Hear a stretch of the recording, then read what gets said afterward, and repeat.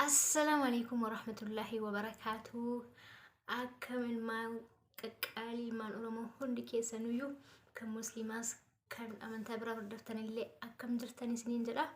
الحمد لله أنا جاكية جرا هرمو هرسي أدو دري أجايبه ويسني فرد إلفه نارا ولين ترى سنين جرا الناس مايني وجدتني أدو دريتي أنا duraan dursee garuu warri viidiyoo kana ilaaltan haga dhumaatti daawwadha. Sheerii silinaaf godha. Jajjabeessaa isiniin jedha. Maaloo isin malee maalin qabaa? Subscribe naa baay'isaati. Comment illee like illee naaf tuqaa isiniin jedha. Yoo isinitti tole like, yoo isinitti hin tolle akkas godha. እና oduu duriiti. Innis maayinii yoo jettan warra abbaa manaa turani. Warra abbaa manaa turanii yeroo durii ni beektanii mi durii jechuudha. Akka yaani akka dur dhaggeeffadheetu jechuudha. Waan ammaa miti. Oduu durii ni beektanii jedhees ni yaada. Beektanii baay'een keessan. እና innis maayinii yoo jettanii warra abbaa manaa turanii marqaa ni tolchatanii haati manaa sun marqaa ni tolchitee yeroo sana ibsaan illee hin jiru dukkanuma keessa akkuma kana jira qoraani bobeessanii jechuudha. Akkasitti nyaatama waan ta'eef akkasitti bakka marqaa tolchanuu haati manaa isaa kun jaartiin kuni jaartiin namicha kanaa jechuudha. Marqa kana yoo marqitu distii keessatti jechuudha. Distii beektanii bira distii keessatti hambisatti jechuudha. Tujaarsi isheen argin isatti immoo xiqqoo ishee dhiyeessitee sana waliin nyaatanii sana booda isheen kophaa ishee nyaatti jechuudha waan irraa hafe sana jechuudha.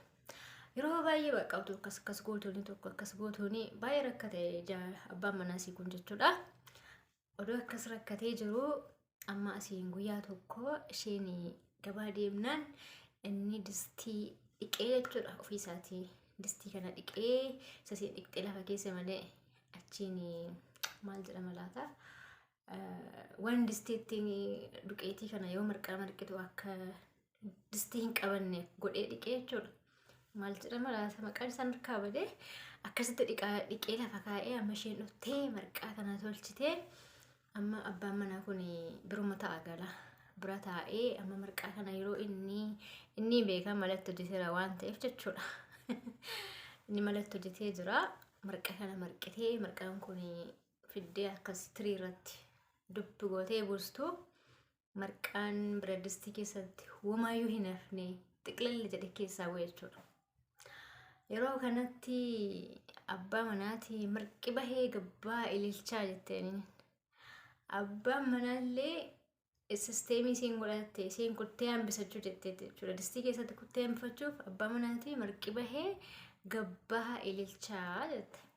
Abbaan manaa ishee hojii isaanii beeka waan ta'eef asumatti ilil jedhee isiniin jedha.